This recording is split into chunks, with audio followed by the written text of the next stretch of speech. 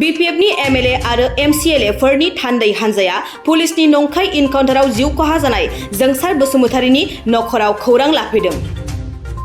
दुखुथिया नख'राव नुजाथिफैनानै थान्दै हानजाया रुंसारि जोंसार मोसाहारिनि बिसि आरो नख'रनि सोद्रोमाफोरजों सावरायलायो। लोगोसे जोंसारनि बिसिनि आखायाव 50,000 रांखान्थि अनसुंथाइ गथायनानै होयो।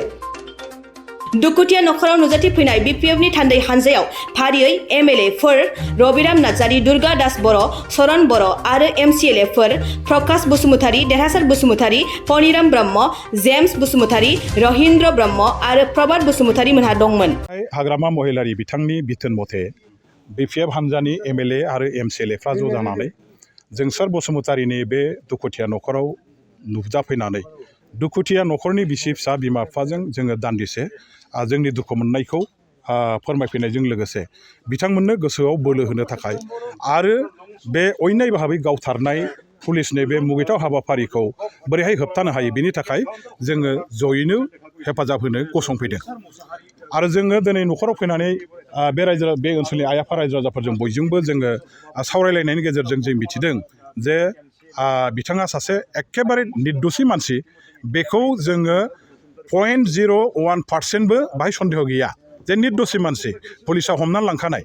बेखौ नायगार थानायाव हरसे दोनखांनानै सानसे दोनखांनानै मोनाब्लियाव माने हर गेजेराव लाबोनानै आरोबाव गावथारफैनाय बे खुनु दिन बियो गनायजाथाव बाथ्रा नङा। बियो एक्सट्रिमिस्ट नङा, एक्सट्रिमिस्टखौ गावथारदों होननाय, एक्सट्रिमिस्टजों गावलायदों होननाय बाथ्राया खुनु दिन गनायजाथाव मानिनानै लाथावथाव बाथ्रा नङा।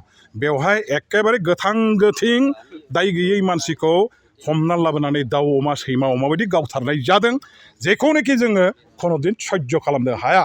आरो बेनि थाखाय जों दिनै बेबायदि अयनाय अयथासारि मन'भाब लानानै बर'फोरखौ गावथारनाय हाबाफारिया जालांबाय थानो हाया।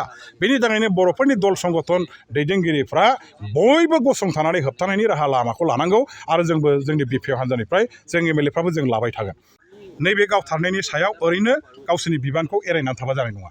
BTC गभर्नमेन्टआ ओरैनो एरायनानै थाबा जानाय नङा। जे जोंनि सारेन्डारि NDFBफ्रा दिनै सुक्ति जानानै फैनायनि उनाव दासिम थिग मथ' रिहाबिलिटेसन मोनाखिसै। बिथांमोननि केसआ दासिम माने जोबाखिसै। बिथांमोनहा थांनानै थानायनि बिसि फिसा खांनाय न'खर खांनायनि जेबो राहा लामानि बिथांमोननि गेजेराव नुवाखिसै बा मोनाखिसै।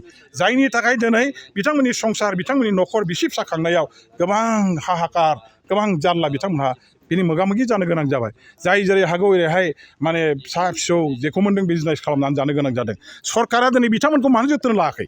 बिथांमोनखौ मानो आलाय आथानि खालामदों? मानो दायित्व लायाखै? मानो पुलिसाव, मानो आर्मियाव, मानो पारामिलिटारि CRP BSFआव दासिमबो सासेबो एपइन्टमेन्ट होनो हायाखै, रिक्रुटमेन्ट होनो हायाखै? सरकारनि साख्रि PWD, इरिगेसन, एग्रिकालचार बेफोराव मानो दासिम साख्रि सोनानै बिथांमोनखौ रिहाबिलिटेसन होनो ना आसाम गभर्नमेन्ट ना BTC गभर्नमेन्ट दिनैसिम मानो दाबो लायाखै? सिगांनि 2003 सनाव BLTआ जेब्ला सुक्ति खालामदोंमोन, एबसुआ जेब्ला सुक्ति खालामना फैदोंमोन, लोगो लोगो जोङो जोंनि सारेन्डार जानाय BLT बिदा फंबायफोरखौ आर्मि, पुलिस, मिलिटारि, CRPF, BSFआव जों थिसनदों।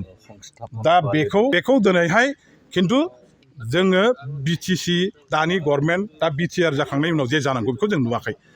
2003आव जादोंमोन। 4 ग्रेडनि साख्रियावब्लाबो थिसननांगौ। 1 लाख साख्रि दं, जों इमिडिएटलि रिलिज करक।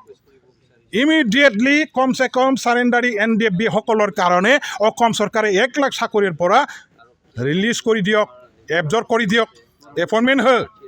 आसाम गभर्नमेन्टआ 1 लाख साख्रि होगोन होनना बुंदों। BTCनि बाहागोआ बेसेबां दं? BTC गभर्नमेन्टनि आखायाव बे 1 लाखआव बेसेबां मोनगोन BTC गभर्नमेन्टआ? बे जोंनि सारेन्डारि NDFB बिदा फंबायफोरखौ 3rd ग्रेड 4th ग्रेडआव जा दङ, जाय क्वालिटि दं, क्वालिफिकेसन दं, बे मथे एपइन्टमेन्ट होनायनि बेबस्थाखौ मानो खालामनो हायाखै? BTCआ 3rd ग्रेड 4th ग्रेडनि सायाव गावनो एपइन्टमेन्ट होनो हानाय क्षमता दङ। आसाम गभर्नमेन्टनि पारमिसननि दरखार गैया। आसाम गभर्नमेन्टजों सावरायनांगौनि दरखार गैया। BTC गभर्नमेन्टआ गावनो 3rd ग्रेड 4th ग्रेडआव साख्रि होनो हायो। मानो दिनैसिम होआखै? मानो नेग्लेक्ट खालामनानै थादों? बिथांमोनहा दिनै माबोरै थांनानै थागोन? जों नेताफ्रा, जों दैदेनगिरिफ्रा जेरै गोसोरै थांनानै दं। बे निरिह दुर्मगिया एखेबारे बिराद गरिब बे जोंनि बिदा फंबाय NDFB सारेन्डारफ्रा माबोरै सोलिगोन? बेखौ खालामनो हायैया दिनैनि BTC गभर्नमेन्टनि सासन खालामनायाव बिथांमोनहा फेलें जानायखौनो बुजायो होनना आं केस उइथ्र जायाखै दाबो।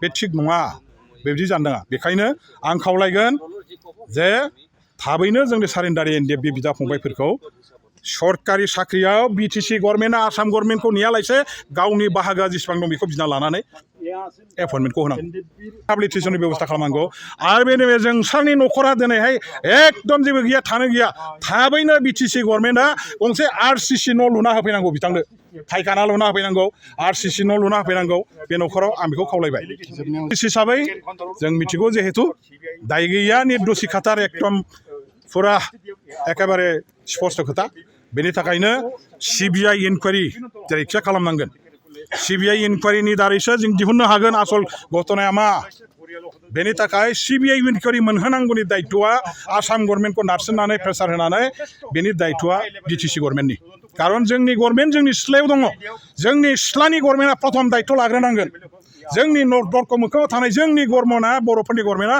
बर' फिसाफोरखौ गावथारनायनि हेंथायै प्रथम दायित्व लाग्रोनांगोन बिथांमोनहा जेरैखिया नारसिननांगोन आसाम गभर्नमेन्टखौ सिबिआइ इनकुवारि थाबैनो हो जों आसाम गभर्नमेन्टखौ उनावसो बुंगोन खिन्थु प्रथम जोङो बुंनांगौआ बिटिसि गभर्नमेन्टआ सिबिआइ इनकुवारिखौ घोषणा हो थाबैनो बेखौ आं दाबि खालामबाय